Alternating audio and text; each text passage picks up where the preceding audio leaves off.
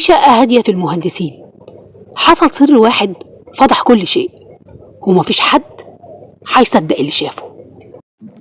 في عمارة هادية في المهندسين، ليلة شتوية، الأنوار ضعيفة، الست اللي ساكنة جنب الشقة شمت ريحة غريبة وقربت من الباب. خافت، لكن فضولها خلاها تخبط. مفيش حد رد. نزلت نادت البواب، راح معاها فوق وبدأوا يخبطوا جامد. بعد شوية قرروا يكسروا الباب، ولما اتفتح كانت الصدمة الكبيرة. الأستاذ كريم، محامي مشهور، مرمي على الأرض ملفوف بسلك كهرباء، كأن حد كان بيحاول يعذبه قبل موته. وشه متجمد على تعبير خوف، كأنه شاف حاجة ما كانش مستعد يشوفها. المكتب مقلوب، الأوراق مرمية، كل حاجة كأن كان فيه خناقة عنيفة حصلت هنا. الشرطة وصلت بسرعة وبدأت التحقيق.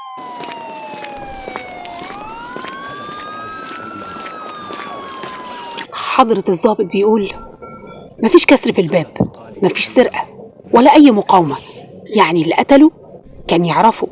التحقيقات كشفت إن آخر مكالماته كانت مع واحدة اسمها نور، مفيش حد يعرفها، لكن الكاميرات جابتها داخلة الشقة لابسة اسود، وشها مش باين. ساعة ونص بعد كده خرجت لوحدها.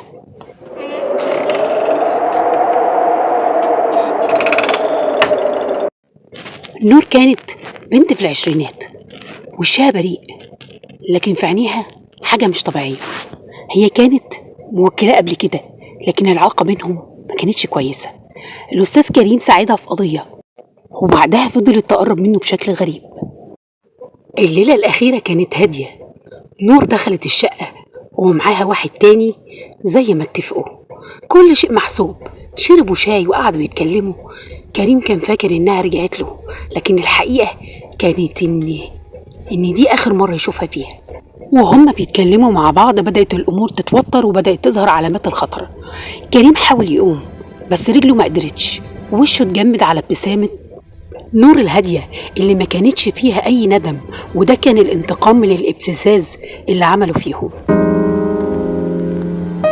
نور والشخص التاني اختفوا بعد ما الخطة خلصت. السر الحقيقي مش القتل نفسه، لكن إن كريم كان عارف اللعبة اللي دخل فيها قبل ما يموت. كتب ورقة صغيرة جوه الدرج فيها اسمها وكلمة واحدة: القذارة مش فيهم، القذارة فيا أنا.